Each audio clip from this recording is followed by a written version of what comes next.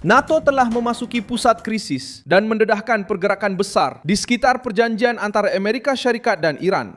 Di Brussels, Setiausaha Agung Mark Rutte menjelaskan bahawa persetujuan yang dikendalikan oleh Donald Trump telah membuka satu fasa baru dalam perebutan Selat Hormuz. Rutte membentangkan perjanjian itu sebagai peluang sebenar untuk menghalang Iran daripada bergerak ke arah senjata nuklear, mengurangkan keupayaan peluru berpandu balistik mereka. Disitulah bom itu muncul. NATO tidak mengambil alih kawalan langsung operasi itu, tetapi mengesahkan bahawa ramai sekutu sudah bersedia untuk memberi sokongan. Satu inisiatif yang diketuai oleh Perancis dan United Kingdom dengan lebih daripada 40 negara mengambil bahagian dalam perbincangan untuk memastikan kebebasan pelayaran. Secara praktikalnya, Trump telah berjaya mendapatkan apa yang beliau cari dan kini pihak Eropah perlu menunjukkan komitmen, meletakkan keupayaan di atas meja dan membantu menyokong apa yang telah dirundingkan, apa yang telah didedahkan. Bagaimana lebih daripada 40 negara boleh terlibat dalam perkara ini? Saya akan ceritakan semuanya kepada anda. Jika anda suka kandungan yang terus terang dan tidak berbelit-belit seperti ini, pertimbangkan untuk melanggan, kerana di sini ada video seperti ini setiap hari. Rutte bercakap sebelum mesyuarat Menteri-Menteri Pertahanan NATO di Brussels dan beliau menggunakan isu Iran pada awal ucapannya. Beliau menyatakan bahawa perjanjian yang dibuat oleh Trump dengan Teheran meningkatkan keselamatan semua orang kerana ia mewujudkan peluang untuk menghalang Iran daripada memperoleh senjata nuklear. Dan beliau mengakui bahawa Rumah Putih berjaya menjalankan rundingan yang tegas. NATO sendiri mengaitkan perjanjian itu dengan keperluan untuk melemahkan keupayaan peluru berpandu balistik Iran, satu perkara yang sentiasa menjadi pusat ketegangan dengan Teheran. Selat Hormuz menjadi sebahagian penting dalam perubahan ini. Rutte berkata bahawa memulihkan kebebasan pelayaran di laluan itu akan menjadi satu kemajuan besar. Itu bukan perkara kecil. Hormuz ialah koridor yang dilalui kapal, minyak, gas, kargo strategik, malah sebahagian kestabilan harga antarabangsa. Oleh itu, kebebasan pelayaran telah menjadi inti kepada operasi ini. Pendedahan paling kuat muncul apabila Rutte mengesahkan bahawa Perancis dan United Kingdom mengetuai usaha untuk menyokong pemulihan keselamatan maritim. NATO memantau, mendengar, mengambil bahagian dalam suasana politik, tetapi bukan mereka yang mengetuai misi ini. Kepimpinan dipegang oleh Perancis dan British dengan sokongan sekutu dan rakan kongsi. Menurut Rutte, lebih daripada 40,000 negara sudah mengambil bahagian dalam perbincangan ini untuk memastikan kebebasan pelayaran dapat dipulihkan. Ini menunjukkan bahawa perjanjian antara Amerika Syarikat dan Iran telah mewujudkan tekanan antarabangsa yang nyata ke atas Teheran. Operasi ini mempunyai aspek teknikal yang sangat bergantung kepada proses penyahminaan. Rutte menjelaskan bahawa salah satu kebimbangan utama di selat itu ialah kehadiran periuk api dan keperluan teknologi untuk membersihkan serta melindungi laluan tersebut.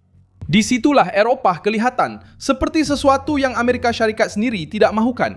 Ia mempunyai sekutu Eropah dalam kadar yang sama. Mereka mempunyai keupayaan penting dalam penyahminaan, radar dan teknologi lain yang diperlukan untuk mengembalikan keyakinan kepada kapal-kapal dagang.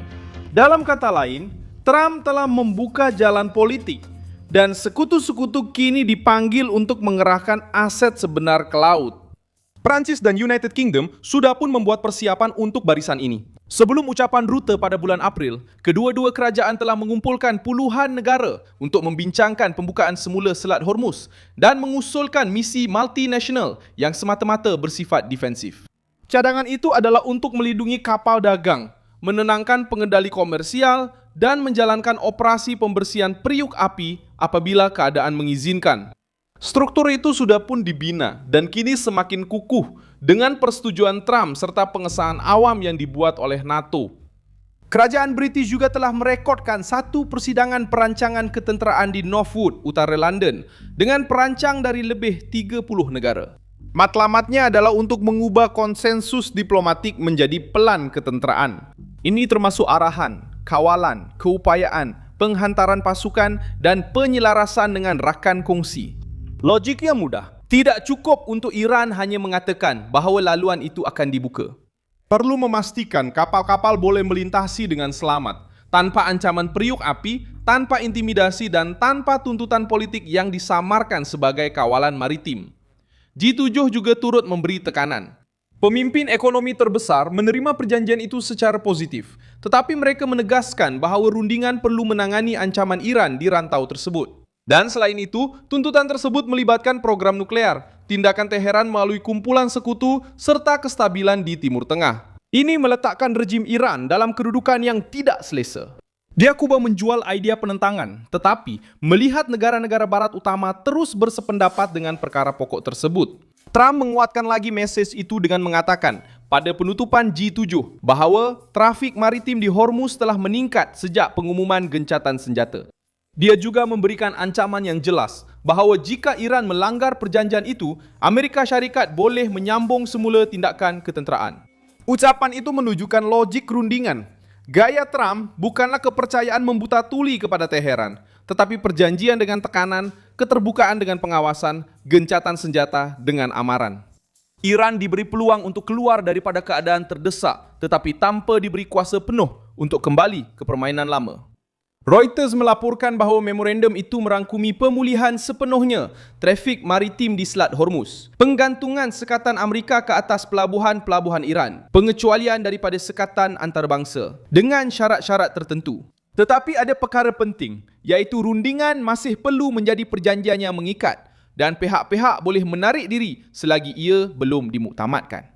Perincian ini menunjukkan mengapa gabungan tentera laut begitu penting. Keselamatan di laut tidak boleh bergantung hanya pada janji Teheran. Perjanjian itu juga memperuntukkan lanjutan gencatan senjata selama 60 hari, membuka ruang untuk gencatan senjata kekal. Namun, situasinya masih sensitif. Berita antarabangsa sendiri menunjukkan bahawa terdapat ketegangan di Lubnan, kebimbangan terhadap Hezbollah, tekanan dari Israel dan ketidakpercayaan daripada sekutu. NATO, tidak. Mereka tidak mahu kelihatan sebagai pemilik operasi itu, tetapi mereka juga tidak terkeluar dari permainan. Houthi telah menjelaskan bahawa pakatan itu sedang memantau segala-galanya dan ramai sekutu bersedia untuk memberi sokongan. Dia mengelak daripada menjadikan misi itu sebagai operasi rasmi NATO, tetapi tetap mengekalkan pengaruh politik pakatan itu di belakang Perancis, United Kingdom dan rakan-rakan. Bagi Teheran, mesej itu amat keras. Ia bukan sekadar pertikaian dua hala dengan Amerika Syarikat. Akan ada rangkaian negara yang memerhati dan menyokong kebebasan negara-negara lain. Reaksi Houthi juga mendedahkan perubahan dalam pakatan itu sendiri. Selama berbulan-bulan, Trump mendesak agar negara-negara Eropah berbuat lebih banyak untuk keselamatan mereka sendiri dan menangani krisis yang menjejaskan perdagangan global. Kini, berdepan dengan situasi di Hormuz, Perancis, United Kingdom dan sekutu-sekutu lain tampil untuk membuktikan kemampuan mereka. Eropah menawarkan operasi nyah periuk api, radar, teknologi maritim dan perancangan. Rumah Putih pula memberikan tekanan strategik. NATO memberikan perlindungan supaya hasilnya ialah kepungan diplomatik dan operasi terhadap penggunaan selat itu sebagai senjata oleh rejim Iran. Iran kehilangan ruang apabila perdebatan berubah daripada naratif kepada pemantauan sebenar. Teheran mungkin cuba mengatakan bahawa mereka telah bertahan, berunding secara setara atau mempertahankan kedaulatan mereka. Tetapi realitinya ialah, selepas tekanan Amerika, rejim itu mendapati dirinya dikelilingi oleh perjanjian G7 NATO, Perancis, United Kingdom dan satu gabungan besar yang berminat untuk memastikan kapal-kapal terus berlayar. Selat Hormuz tidak lagi menjadi kad eksklusif Iran dan kini dianggap sebagai laluan antarabangsa yang perlu berfungsi tanpa ancaman, tanpa harga politik dan tanpa pemerasan ketenteraan. Ukapan Houthi menguatkan pandangan bahawa perjanjian antara Amerika Syarikat dan Iran telah menjadi ujian untuk seluruh Barat. NATO mendedahkan bahawa sekutu-sekutu sudah bergerak untuk menyokong kebebasan pelayaran. Eropah menawarkan keupayaan teknikal, G7 memberi sokongan dan Selat Hormuz menjadi titik di mana janji Iran akan diukur. Dalam prakteknya, inilah bahagian yang paling memberi tekanan kepada rejim Iran. Saya Miu Song Alvis, seorang pakar antarabangsa, dan tujuan saya adalah untuk memastikan anda sentiasa mendapat maklumat yang benar setiap hari. Pautan berita ada dalam keterangan video. Sila tekan butang suka pada video ini, langgan saluran ini, dan di akhir nanti, lihatlah ruangan komen supaya anda lebih terlibat dengan komuniti. Wilson Alves,